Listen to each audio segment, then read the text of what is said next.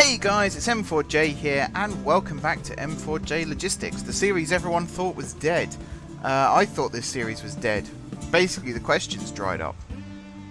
I kept saying to you guys, if you've got any questions, feel free to ask them. I will talk about something to do with that in a second, actually, because there is another thing I wanted to address regarding that. But people stopped asking questions, so I thought, okay, interest has obviously waned. Therefore, it's probably a good time to end the series. And for a long time, that was the case. Weeks went by since the last episode was recorded, and then suddenly out of nowhere, questions started flooding in again. So I guess it's ebbs, it ebbs and flows, ups and downs. So this series is probably going to be, in theme park terms, it would be described as seasonal. So it will come and go according to when there's interest, basically.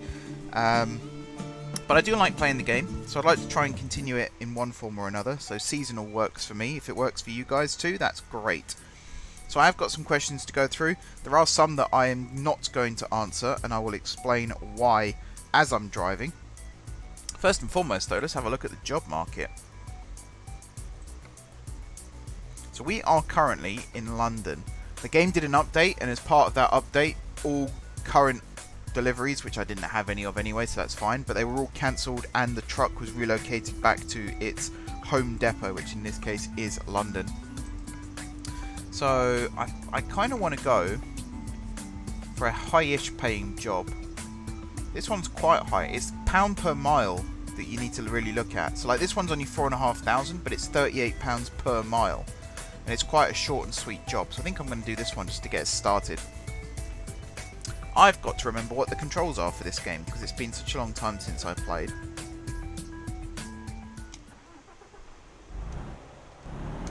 Let's get some revs in the truck. I don't know what the volume level's going to be like, by the way, whether it's too loud or too quiet. I'm sort of speaking a little bit louder than usual to try and compensate for possibly the game volume being too loud. The updates seem to reset all the audio levels as well, so I have no idea where we're at with any of that. Just want to check. Oops, that the controls still work. Obviously the brakes are still as good as ever. Right, I'm back in the UK, so I've got to remember to drive on the left-hand side of the road, and I have no idea if there's anything coming. We were okay. Good stuff. So I've still got a left-hand drive... Oh, God. I've still got a left-hand drive truck, even though I'm driving on the left-hand side, so that's not ideal. Oh, for God's sake, everything's going wrong today. At least we're in the right ballpark to pick up this trailer. So I've got 4% truck damage. I've just been fined for speeding. I crashed into my own HQ. What a great start. Okie dokie. I've already forgotten what job we were doing.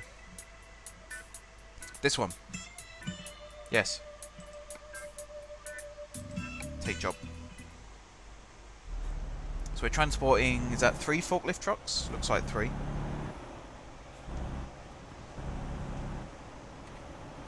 Just going to swing the tractor around. Not many people know that, actually. I kind of found out quite late in the day. The front end of a truck is more often than not these days called the tractor. I think it's a more US term.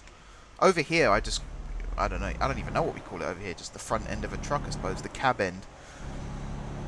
But yeah, it's tractor trailer is the term, if I'm not mistaken. I'm probably mistaken now I've said that. Someone will correct me. Someone always corrects me. Right. We're on the road. I'm going to try and pull out in front of this truck here. Oh yeah, we got loads of room. So I've got the questions up on my phone, so you'll have to forgive me every now and then as I'm peering down, looking at my phone. Some of the questions are quite long, and some of them, like I said, I won't be answering, and I will explain why. I will read out the question, and then I will explain why I'm not answering it. Right. So the first question. What is your favourite weirdest entry in Wikipedia? So what's the weirdest or most unusual entry I've ever seen in Wikipedia? Do you know what? I don't really go searching. When I go on Wikipedia, I tend to look up exact things. I'm not like doing random searches or anything like that. I did used to play a game called the Wikipedia game, which is where you and an opponent are given a starting page.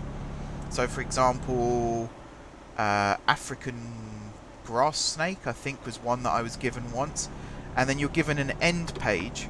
So in that instance, it was London taxis, black cabs. Oh no, I know what it was. Yeah, it was Black Adder and Black Mamba, sorry, and Black Cab. And we had to try and use Wikipedia to get from one page to the other. You are only allowed to use links within the page. You're not allowed to use external articles or anything like that. You can only use... what's cruise control again? What's that? You can only use links that are already in that article page. So I won that round, and the reason I won that round is because I went Black Mamba, Africa, World, Europe, UK, London, Transport, Taxi. Found it. No problem. You find some weird pages or like segue pages whilst playing that game. So that was quite a direct route, so I didn't really come across it, but my opponent went a very different way to me and came across some quite weird articles doing that. But I personally haven't really come across any weird articles. I see weird adaptations to articles. Sometimes people add extra details in to try and be funny. But, yeah, besides that, it's pretty boring, I'm afraid. Nothing too exciting. Which I'm sure, you know, disappoints a lot of people, but there we go. As I say, normally I go on Wikipedia for specific purposes. So if I'm watching a film and I recognise someone and I want to remind myself what they've been in, I'll look up the film and the cast list. Although I use IMDb for that a lot these days because Wikipedia doesn't have links, which is really annoying. Or, you know, quite recently I've started watching the F1 Drive to Survive documentary on Netflix. And from that I started watching Sunderland Till I Die, which as a Newcastle fan was quite funny to start with, but it's actually very heartbreaking by the end of the first season. It's a good show though, I do recommend it, believe it or not. And I was looking up the production of that, because once I find a show that I enjoy, I kind of get a little obsessed with it, and I start looking up everything I can about it. But there's some good, interesting stuff to do with both of those shows, in fact.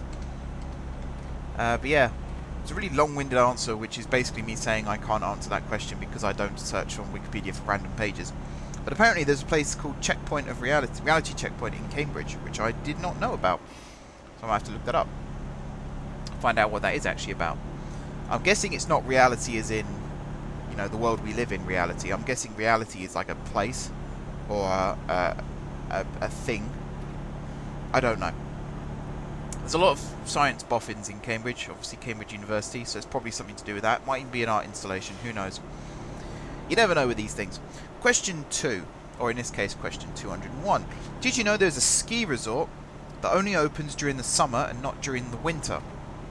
Hint, it contains enough sand to make 20 million Minecraft blocks out of it. If I was to guess, I would say this would be in the Middle East somewhere, maybe even in the UAE. So I would guess something like, I know Dubai has an indoor ski slope, and I know Abu Dhabi, I believe, also has an indoor ski slope. So I'm guessing that it's like an artificial ski slope made of sand, and that's why there's a lot of sand there. But it's not beyond the realms of reality to have a ski resort that only opens in the summer, because you... Oh, can I not go this route? Do you know what? Sorry, Plod. I'm going through anyway. What was I saying? Oh yeah. Our summer in the northern hemisphere is winter in the southern hemisphere. So for us, all you got to remember is the seasons of the year are relative concepts based on which hemisphere you're in. So us, North America, Russia, China, I think, as well. Anything north of the equator, essentially, during their summer, it's winter in places like Argentina, Brazil. Actually, Brazil? I don't think Brazil is south of the equator, thinking about it, but Australia is, and New Zealand is, and countries like that. So, yeah, perfectly believable. Perfectly believable that there would be... I'm going to stop for fuel.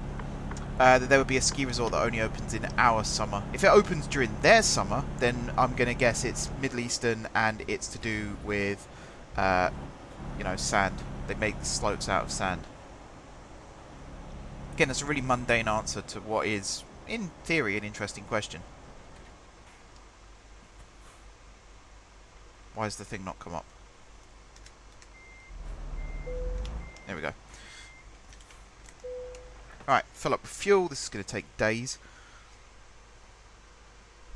Next question.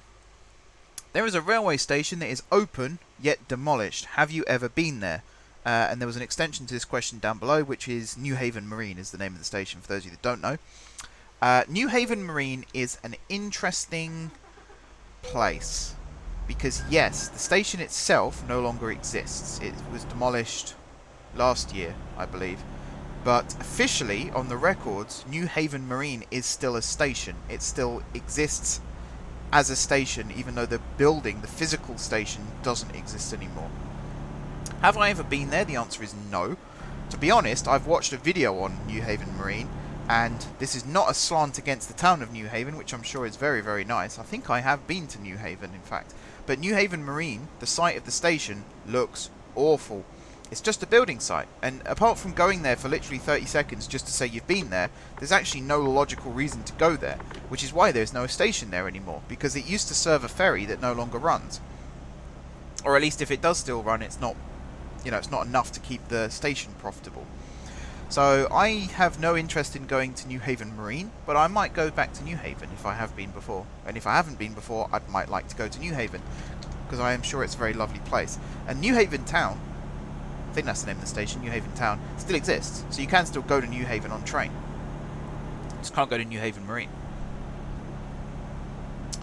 But it is an interesting case study as to why there's a station that exists on timetables and service schedules and things like that, but in real life doesn't exist at all. Trains still run there, is the confusing bit. It's kind of like an in and out siding these days. It was a parliamentary service that used to run there, like it would run there, stop for 5 minutes and then run back again, and that was just to keep that stretch of line open. If you don't know what parliamentary trains are, I suggest looking them up. Again, it's a very interesting story. I'm sure this does happen around the world, but it seems to be really highlighted in the UK. I see a lot of Americans make videos on these strange things we have in the UK called parliamentary trains, and I'm pretty sure they do exist everywhere. Same with flights. I imagine in the US you have a parliamentary flight or the equivalent, and I think that's why you have a lot of red-eye flights as well. Like, you want to keep that service open. You run flights at ridiculous times of day, which is what train companies do. They run trains at ridiculous times of day in order to keep certain stretches of line open. So I'm not saying they're equivalents as such, but I think what we do with trains is the same as what other countries might do with buses or ships or aircraft. But it is an interesting thing to research if you haven't done so before. Oh, I'm weaving. This is what happens when I'm trying to read stuff on my phone. I've tried to put my phone as close to my monitor as possible as well, and it still makes it tricky. So let me get through this windy bit, and then I'll read out the next question. Because this next question is one that I will not be answering, and I will tell you why.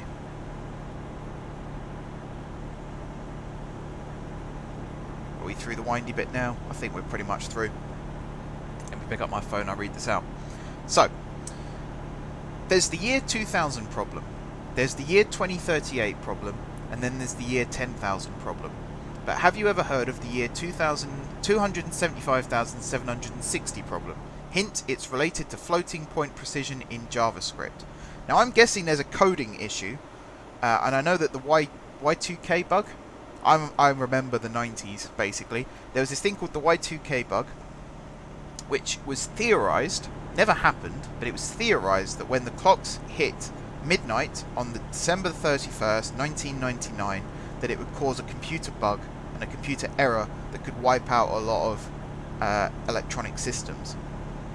And the reason why this bug was theorized was because they weren't entirely sure what the clocks would do when they hit midnight. Would they just flick over to the year 2000, or would they reset themselves to like 1985 or whatever it might be? The answer is basically a few systems might have been affected, but a lot of it was a bit like when we all said we were going to die in 2012 and it never happened. Much ado about nothing. Everyone panicking for no reason. Nothing happened. We're all still alive at the end of the day. So that's all you need to know about that. The reason I'm not answering this question is because it feels like I don't know enough about the subject to be able to answer it, and it also doesn't feel like a question that I would be asked in a normal situation. It's not like, have you considered making a video about this, or why do you build the way you do in OpenTTD or anything like that. It kind of feels like a question that's almost being asked in order to try and catch me out on something, which may or may not be the case, but I don't know, it also feels like the kind of question someone might ask when they're stuck on their homework. So, I'm aware of programming problems. I've never come across them myself in practice because I don't live in a time period in which these bugs are likely to occur. I'm certainly not going to be alive in the year 275,000. Maybe not even in the year 10,000, but you never know what's going to happen with modern medicine these days. So I think that's a bit of a dud question. And no disrespect intended to the person who asked it, but I do feel like this person is starting to build a reputation for asking these really weird and really difficult questions. And I don't want it to be a trap. I don't want it to feel like they're trying to catch me out on something. But I would like to know why these questions keep getting asked, because it's nothing to do with me or the channel or the games I play. It's just a weird and random question. So I will not be answering that question. I've kind of given a hint as to what I think the answer might be, but I will not be answering that question, and those are the reasons why. And anybody who puts hint in a question, they're clearly not asking a question they're not asking a closed question with a yes or no answer or a simple explanation. They're asking a very open-ended question that, you know, scientists could take years to try and answer and still not come to a conclusion. Is this guy letting me go? You, sir, are a gent, or madam, or a lady. I didn't actually see who was driving. Oh, for God's sake, that was the coach, wasn't it? Pretty sure I hit that coach. Right. This next one, I probably shouldn't also answer for the same reasons as I described above, but it actually sounds like an interesting question. It's a science question. But again, it's not... I don't want to be telling people you can't ask this and you can't ask that. I want you guys to feel like you can ask me anything, but at the same time, there's a lot of people who are really finding ways to stretch the limitations of what should and shouldn't be asked. Like this one, for example, which is, did you know? Now, I think I'm going to put a blanket ban on questions that start with the phrase, did you know? Because I don't think there's any rational explanation for why that's a question suitable for this series. Like, did you know, for example, I detest, I loathe questions that start with the expression, did you know? Because normally, 9 times out of 10, the answer is yes, because it's something really mundane and boring. Like, did you know only 40% of the London Underground is actually underground? Yes, everyone knows that, because of stupid websites like you that keep thrusting that fact down our throats. Beyond that, though, again, it is an open question, sorry. It's not a closed question. There's no right or wrong answer necessarily. It's an opinion-based thing. Did I know that that X equals Y? Probably. Does it matter whether I know it or not? Probably not. But we will be doing another delivery after this one, by the way, because it's quite quick, and I've got a few more questions to go through. But this one... Oh, that's loud music. Got a bit of money from that. It's nice. What's my bank account at now? 42,000. I've paid off my loan. I'm almost tempted to take out a massive loan here and upgrade my garage, but I don't think I'm going to jump into that. I'm enjoying being debt-free right now. I might do the job to Dover. Drive along the south coast. That's got to be a pretty job. And it's picking up from here as well, which is good. Come on, truck. Turn, you bitch. There we go. I shouldn't swear at my truck like that. I apologise. Right, freight market. We're going to Dover, people. So again, usual thing. I'm going to get coupled up, and then I'll answer the next question. Where am I going? Over there. It's forklifts again. How on earth am I going to get this out of here? There's a question that should be asked. Where is it? It's over there. Okay, I had lots more room than I thought. I think the answer to the question I just asked is the way I just reversed it in like that. Oh, I don't like the beeping noise. These days, beeping noises aren't used on heavy machinery anymore. It's been replaced by white noise. So you might hear like a hissing noise coming out of a truck when it's reversing, or a forklift or anything like that. It's actually been scientifically proven to make you more attentive if you hear a hissing noise like that. And I'm guessing it's something to do with natural instinct. Oh, hello.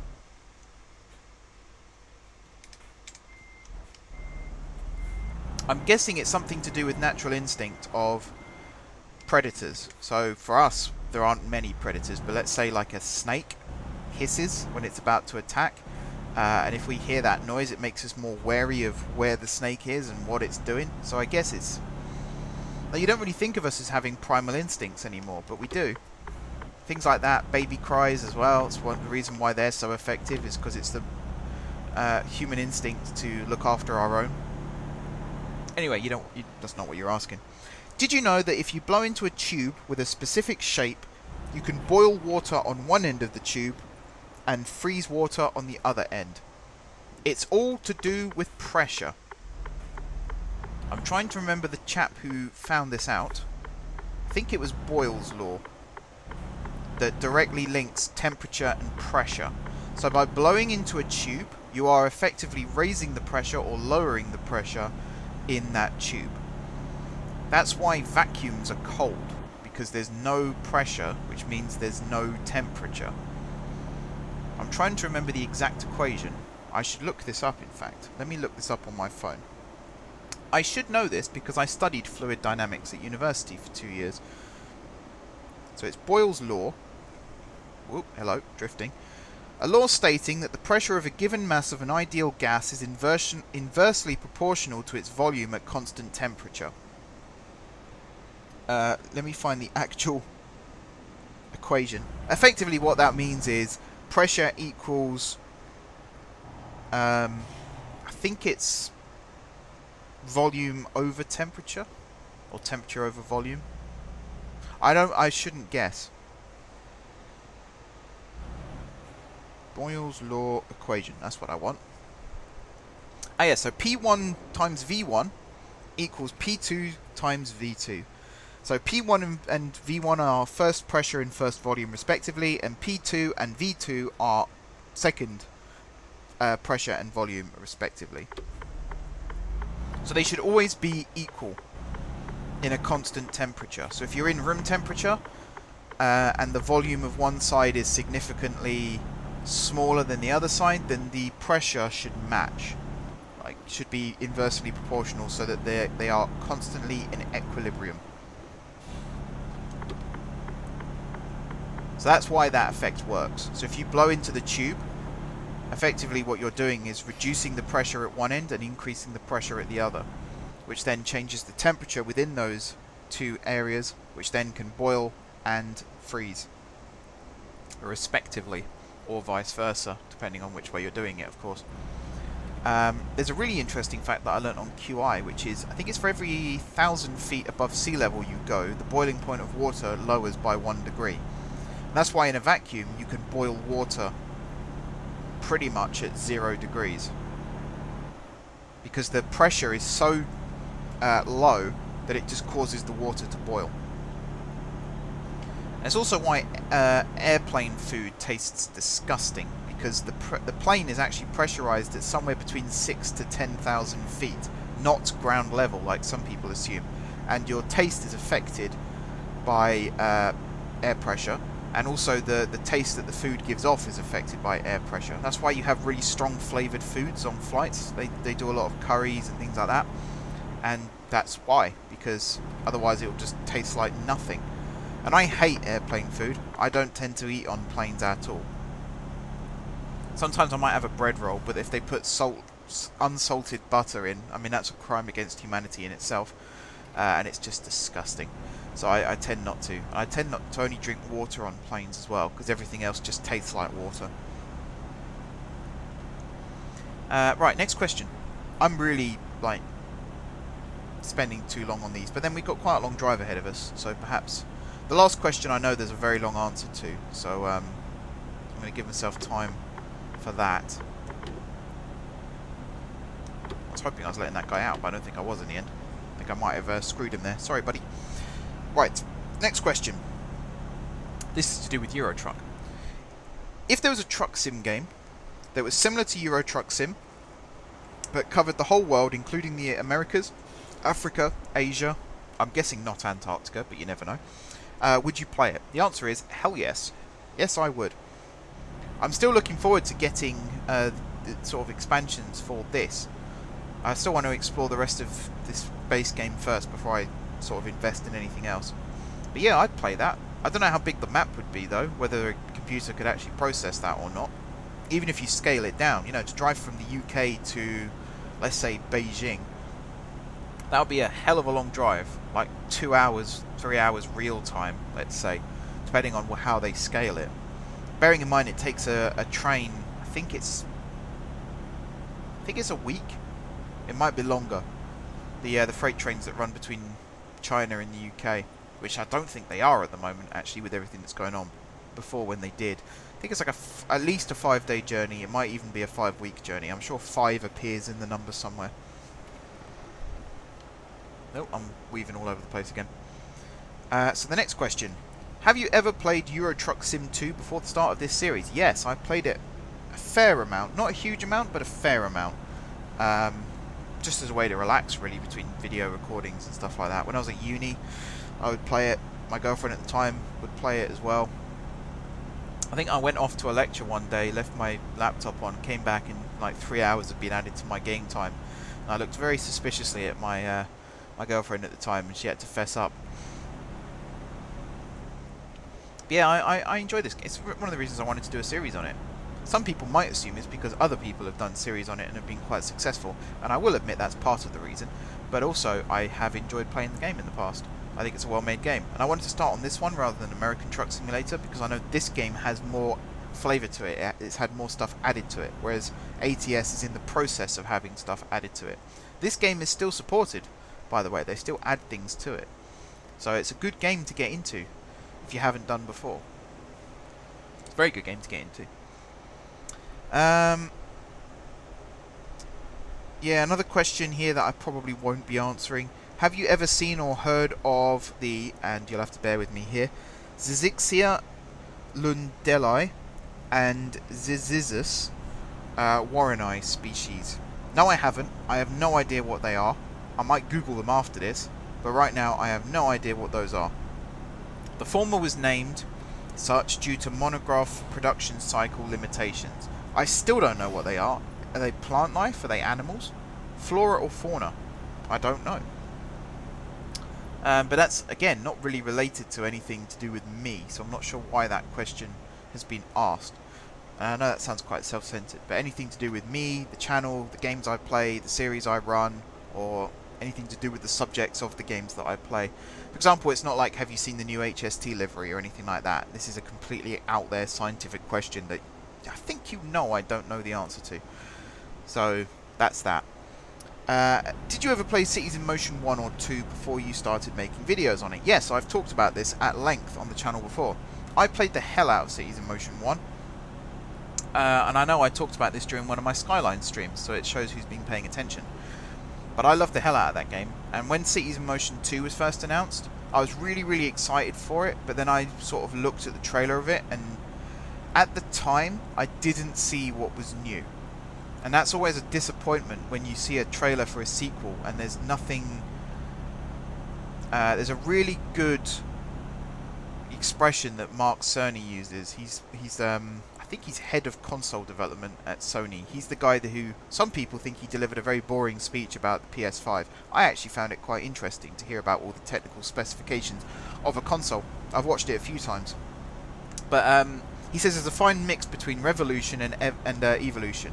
You don't want something to evolve too much because then it becomes too difficult to develop games for, and at the same time you don't want something to not be revolutionary enough because there's no reason to buy it. You know, it's not new enough. And I felt like that with Cities in Motion 2 at first. I felt like there wasn't enough new to make it worthwhile. And I still don't like this, the way that the metro and monorail and ship entrances, they have these little pods on the side of the road that then teleports you down to a platform or up to a platform or onto a dock. That just felt weird. And it was only when I actually did some reading, I think IGN and Eurogamer wrote some articles on the game, and I found out about the vehicle scheduling and the way that the depots worked. Vehicles didn't just spawn out of thin air, they actually came from a depot, and you could assign multiple lines to a depot. That felt really cool, and that was what convinced me to buy the game in the end. And I think I'd owned the game for like 6 months before I started making videos on it. And when I started making videos on it, I didn't think that that would be the series that I would become most well known for. And even now, it's still the series that I'm most well known for. It's my most watched series. And, you know, I could go through my last 30 days view count, and that series will still have more views combined. Oh, actually no, that series will still have more views than all my other series combined, which sounds awesome, but is deeply concerning. As a content creator who's trying to make it now, the fact that I've got a video from 5 years ago that's attracting more views than my current stuff is actually quite a worry. But I'm not being negative today, I am being positive. But yeah, Cities in Motion 1 is one of my favourite games, and I actually feel like Cities Skylines steps more back towards Cities in Motion 1 than it does Cities in Motion 2. It carries over some of the aspects like vehicle depots, and I know that, you know, Metro Overhaul mod actually adds in the vehicle depot, whereas normally they would just spawn at stations still. And trains, I wish that someone would make a mod for trains in Skylines that worked the same as the Metro Overhaul mod, where you actually had to build a rail yard and trains would spawn from there rather than just at a random station. But I do like the fact that Skylines takes the best from both games and implements it. So there's no vehicle scheduling, but you do have vehicle depots. But at the same time, you don't have these weird things where people just teleport down onto platforms. They do pull cars out of their pocket, which I still find impressive, but you know, all metro stations and monorail stations actually have entrances that you see people walking in and out of, and you can track them all the way up to platform level. Oh, my guy's getting tired. One of the things I really loved about Cities in Motion 1 was the mezzanine levels on metro stations. So you could actually watch people navigate their way down to the platforms. And you could see a train pull into a station, 100 people would get off, they'd walk up to the mezzanine level, then they'd go down to another set of platforms and catch their next train. I always found that really cool to watch. And I like that Skylines, it doesn't have mezzanine levels. You know, they walk down underground and that's it, they disappear. But there are mods that are starting to add that kind of thing back into the game. So I'm a big fan of that. Right, the last question. This is why I wanted to leave a little bit of time. I might have to talk over the menu screen at this rate, because it's quite a long... It's a short question, but it's quite a long answer. And I like this question. Have you ever thought of doing a video touring the M4J network for disused railway lines and stations on the network?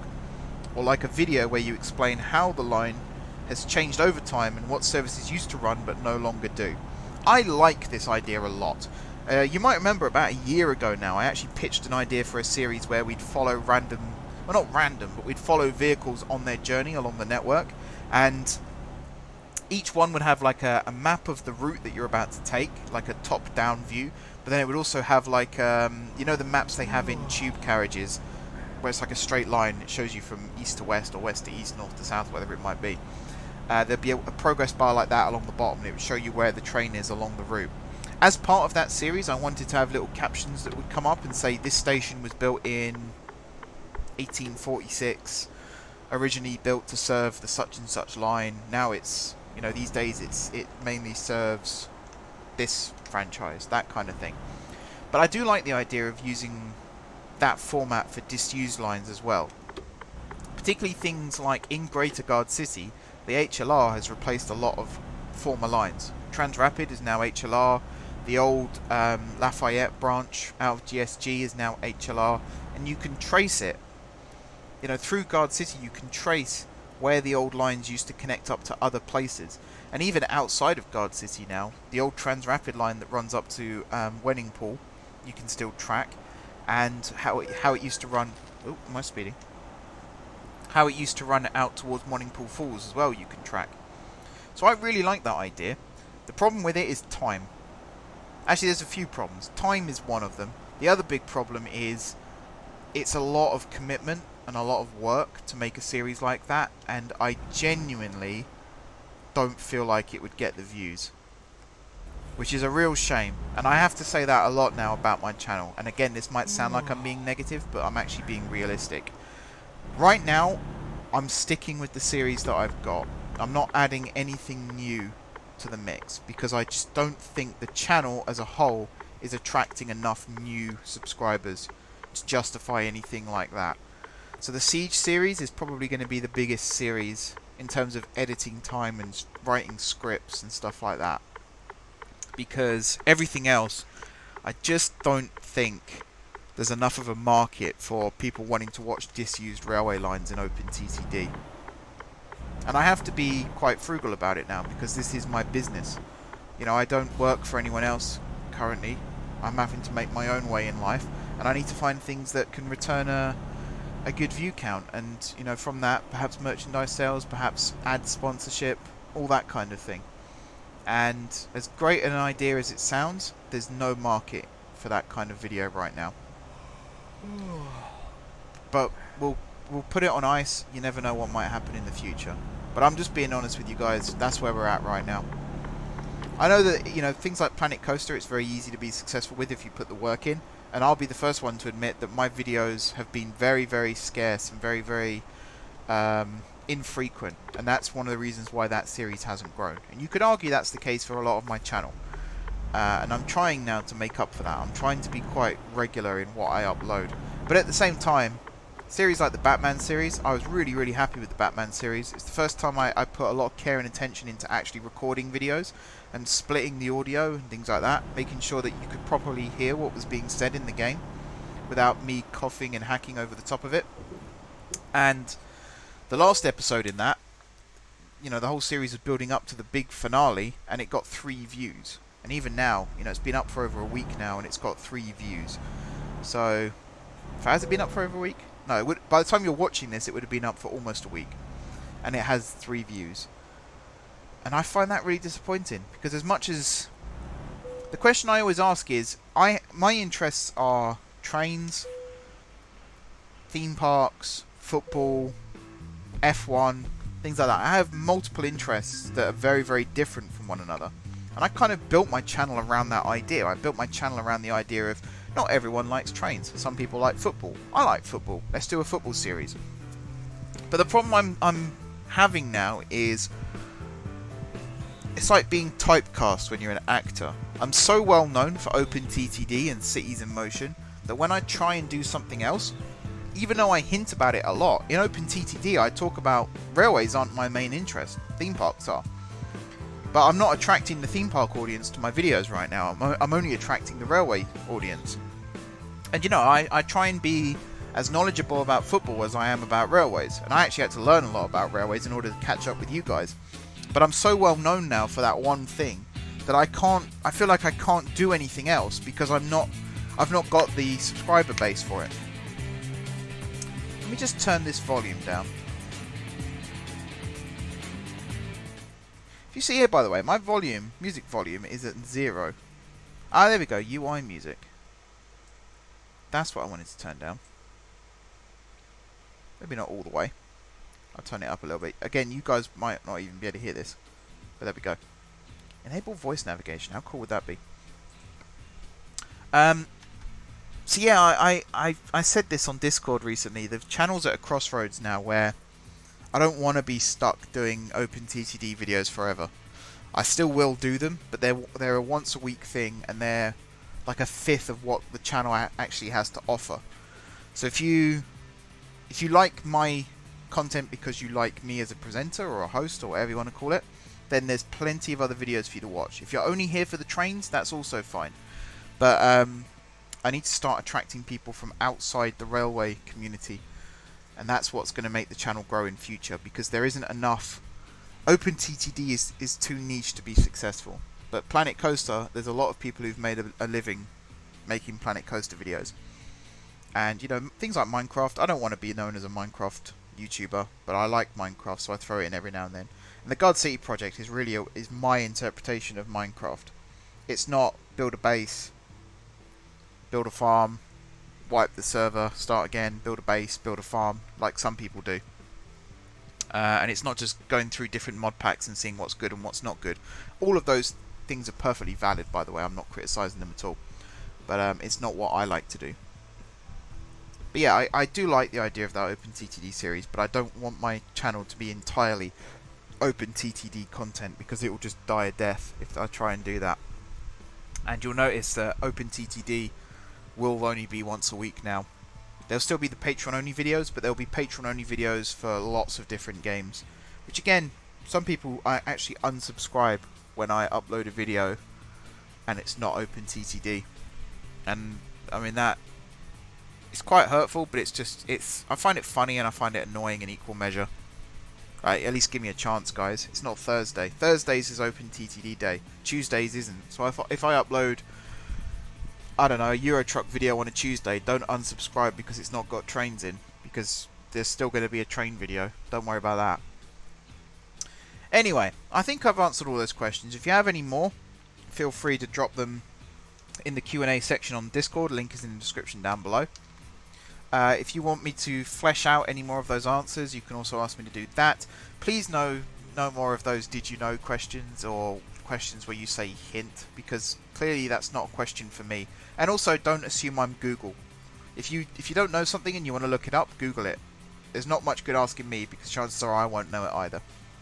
But yeah, thanks guys for watching. Don't forget to hit the like button if you enjoyed the video, and of course if you're enjoying the series. I don't know at this moment in time when the next episode will be. It depends on how many questions I get between now and next week. So I'll keep you guys posted on that. But yeah, if you haven't already subscribed to the channel, be sure to hit the subscribe button. It really does help out the channel. So does hitting the like button, of course. And dropping comments. Any kind of interactivity helps out the channel like you wouldn't believe. So do all those things if you can. If you have already done all those things, then thank you guys for your continued support. It really does mean a lot. And until next time, I will see you soon.